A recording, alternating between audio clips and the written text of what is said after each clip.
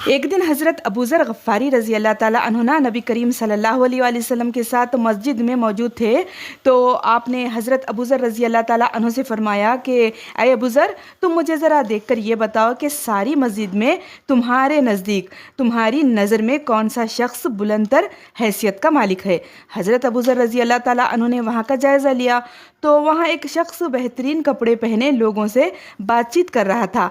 आपने फरमाया कि ए अल्लाह के रसूल, ये वाला शख्स बुलंदतर हैसियत का मालिक है। अब नबी करीम ने फरमाया कि अब ज़रा ये बताओ कि तुम्हारी नज़र में इन तमाम लोगों में सबसे कमतर हैसियत का मालिक कौन है।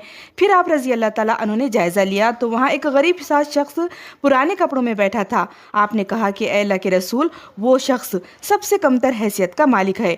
तो नबी करीम फरमाने लगे कि ये गरीब कमतर हैसियत का मालिक क़यामत के दिन अल्लाह की बारगाह में उस अमीर बुलंदतर हैसियत के मालिक लोगों से बेहतर होगा।